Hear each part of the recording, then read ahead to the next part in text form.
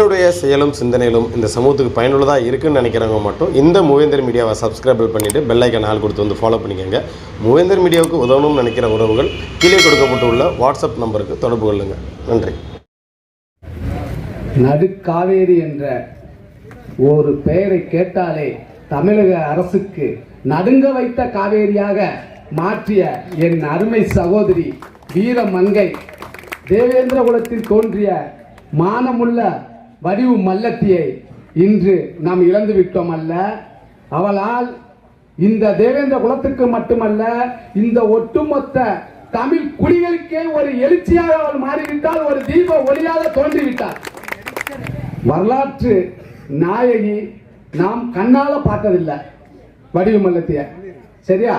அவங்க வீரன் சுந்தரலிங்கத்துடன் அன்று போராட்ட களத்திற்கு போகும்போது தான் மாமா அந்த அந்நிய ஆதிக்கத்தை இன்னொரு மண்ணை அடிமைப்படுத்த, நம் மண்ணை அடிமைப்படுத்த வருவோடு அடிமைப்பட்டு விடக்கூடாது என்று அந்த மாவீரன் என் முப்பாட்டன் சுந்தரலிங்கம் செல்லும் போது அந்த வெடிக்கு ஆயுத கிடங்கை தெரிய வேண்டும் என்ற நோக்கத்தில் போகும்போது அந்த வடிவுமலத்தை அங்கு சென்று நானும் உன்னுடன் வருகிறேன், அந்த மருந்தோட என்னோட மருந்தையும் சேர்த்து கட்டு, ஒட்டுமொத்தமாகவே அவர்களை அழித்து விடலாம், நம்மை அடிமைப்படுத்த வேண்டும் என்று நினைக்கிறவர்களை அழித்து விடலாம் என்று அன்று நம் முப்பாட்டி வடிவுமல்லத்தி நமக்கு இன்னைக்கு வரலாறாக தெரியும். ஆனா இன்னைக்கு கண்ணு முன்னாடி நீ எல்லாம் என் கெண்டக்கால் மசத்துக்கு சம்பந்தான் எழுத்து கேள்வி கேட்டா பாருங்க, என் தங்கச்சி அவதான் எங்களுக்கு வடிவுமல்லத்தி. எப்படி நீங்கெல்லாம் நாங்க குடுக்கிற வரிப்பணத்தை வாங்கிட்டு நீயும் உன் பொண்டாட்டி புள்ளையும் சொலுசு வாழ்க்கை வாழ்ந்துட்டு இருக்கிறவனுங்க, நாங்க காசு கொடுக்காட்டி நீங்க எங்க வாழ்வீங்க? எங்க வரிப்பணத்தை வாங்கிக்கிட்டு எங்களை பாதுகாக்க வேண்டாம், பாதுகாக்கிற பணியில் இருக்கிறவங்க தான் காவல்துறை. ஆனா அந்த காவல்துறை என்ன பண்ணுது? அவர் செல்வகுமாரன் சொன்ன மாதிரி தான், நீங்கெல்லாம் ஒரு ஜாதி சங்க ஆரம்பிச்சுட்டு போயிருங்க, நிம்மதியா போகும். எந்தெந்த ஜாதியோ நீங்க முக்குளத்தோர சங்கம், நாடார் சங்கம், பிள்ளை மழை, அந்த சங்கத்துல போய் அந்த சமூகத்துக்கு நல்லது செய்யுங்களேன். அவங்க நாங்க வேணாம்னா கட்டி சேர்ந்து பிடிச்சிட்டு விடவா மாட்டோங்கிறோம்.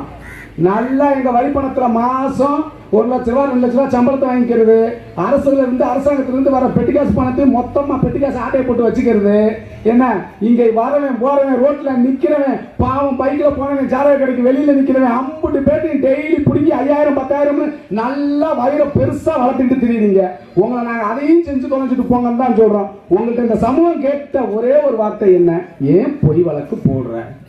வேற என்ன உன்ட்ட அது என்ன சார், உங்களுக்கு எவ்வளவு வருமானம் வருது, இதை நீங்க எவ்வளவு எடுத்துட்டு போறீங்க, இந்த சமூகத்தில் எத்தனை ஒயின் ஷாப் இருக்குது, எத்தனை பேர் பிளாக்ல ஓட்டுறான், நடுக்காவேரியில் எத்தனை பேர் 2 தரப்பு ஓட்டுறாங்களா, மொத்தம் உங்க சப்டிவிஷன்ல எத்தனை பேர் ஓட்டுறாங்க, மாத கட்டிங் வாங்குறீங்களா, வார கட்டிங் வாங்குறீங்களா, இதெல்லாம அந்த பொண்ணு கேட்டுச்சு. நீங்களா சோத்தான் திங்கிறீங்களா, சோத்தை விட்டுட்டு வேற எதுவும் திங்கிறீங்களான்னு தெரியல, இல்ல காக்கி சட்டையை போட்டோன்னா வேற எதுவும் திங்கிறீங்களா கருமத்தை? அப்ப என்ன உங்களுக்கு ஒரு அறிவு இருக்கு? ஒரு தாயின் வகுத்துல தானே நீங்களும் 10 மாசம் இருந்து வந்திருப்பீங்க.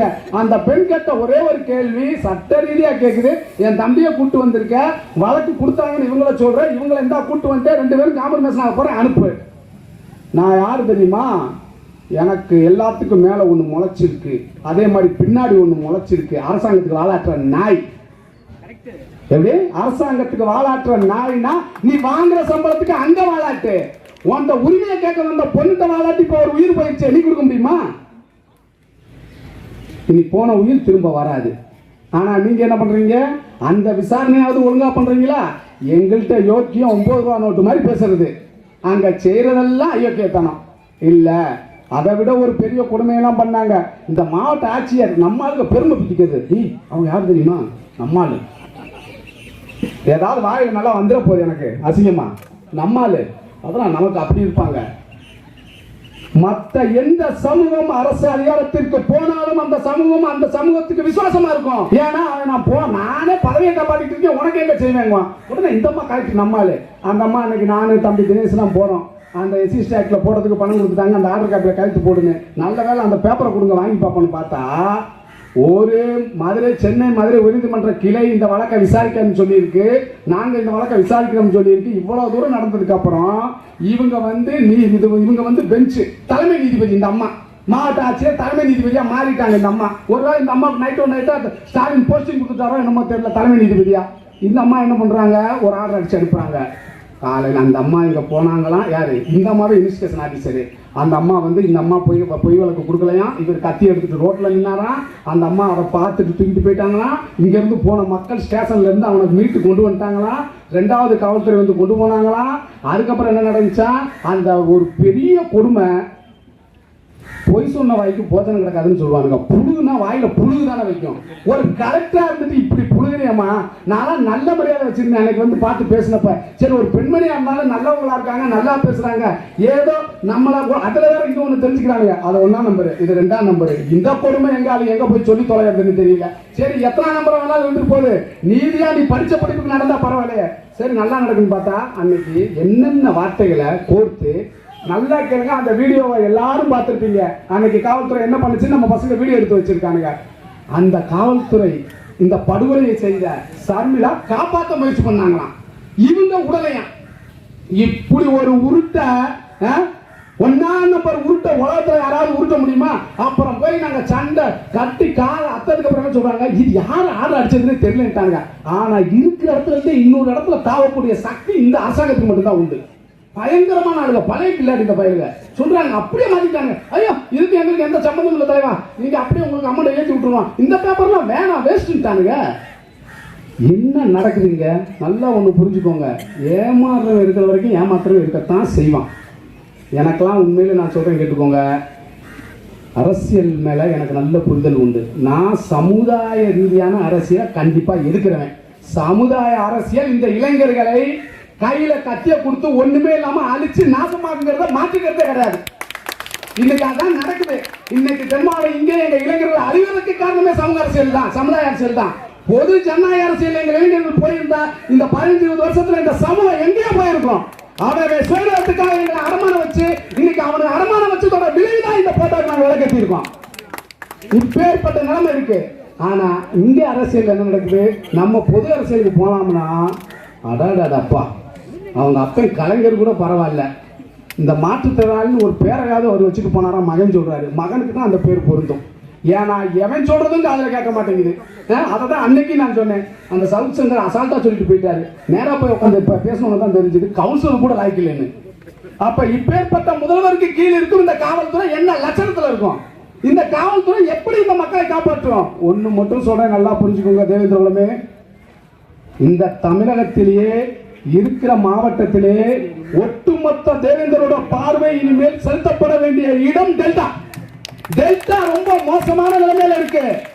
இங்க பொருளாதாரம் இல்ல, தனி மனிதர்கள் வருவாங்க, அவங்க ஆதாரத்தை பெருக்கிட்டு போயிட்டே இருந்துருவாங்க.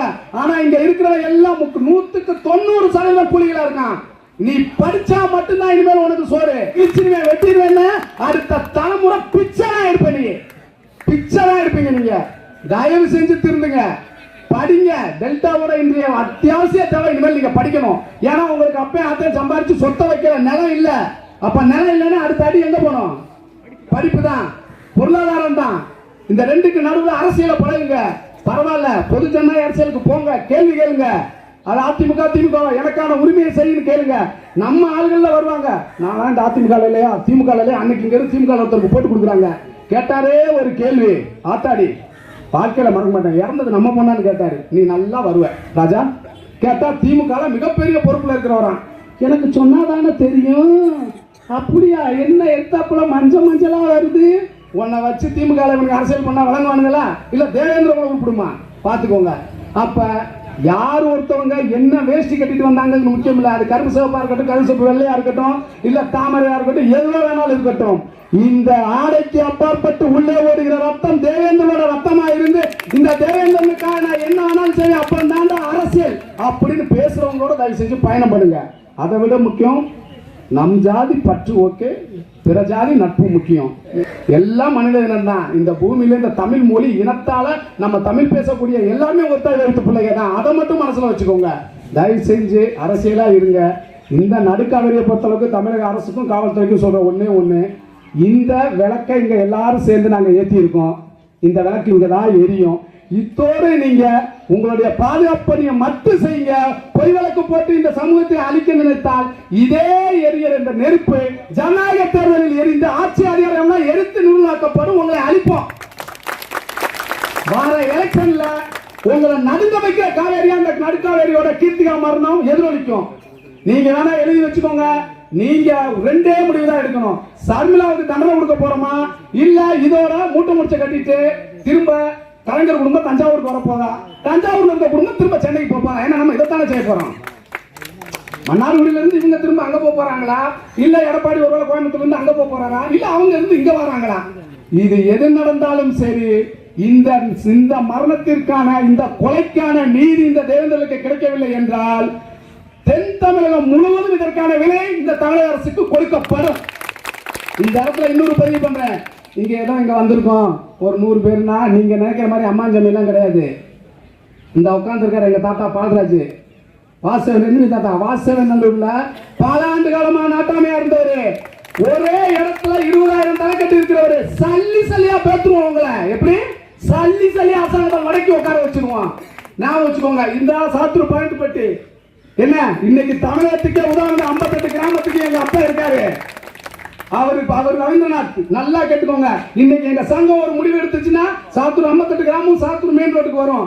ராஜபாளையத்தை சேர்ந்த வாசவன் சேர்ந்த நாங்க வருவோம். இன்னைக்கு பேரூர் 58 கிராமம் வரும். நடுக்காவேரி ஒன்று என்றால் குற்றாலத்தில் தோன்றும் அருவி வைகையில் கலந்து இந்த காவேரிக்கு வரும். உங்களை அழிச்சு ஒண்ணுமே இல்லாம ஓட விட்டு பதிவு பண்றேன். இளைஞர்களுக்கான வேண்டுகோள், பிள்ளைகளுக்கான வேண்டுகோள், மதுவில இருந்து இந்த சமூகத்தை காப்பாற்றுங்க. தயவு செஞ்சு யாரும் அதுக்கு ஒத்துழைப்பு கொடுக்காதீங்க. அரசியல்வாதிகள் யாரா இருந்தாலும் சரி, அவர் சொன்ன மாதிரி தான் தயவு செஞ்சு உங்களுக்கான உரிமையை கொடுக்கிறவன் உங்க உறவா இருக்கணும். உறவில்லாதவன் எது கொடுத்தாலும் அது வேற மாதிரி ஆயிரும். அந்த விஷயத்துக்கு நம்ம இனிமேல் உள்ள போவேனா. நம்மளை யாரு நேசிக்கிறாங்களோ அவங்களை நேசிச்சு பழகுங்க. நமக்காக யாரு குரல் கொடுக்குறாங்களோ அவங்களுக்கு குரல் கொடுத்து பழகுங்க. அதே போல் யாராக இருந்தாலும் பட்டியல் வெளியேற்றம் என்ற நம் கௌரவத்தை யார் அணிவிக்க நமக்கு ஆதரவு தருகிறானோ அவர்களுக்கு ஆதரவு கொடுங்க.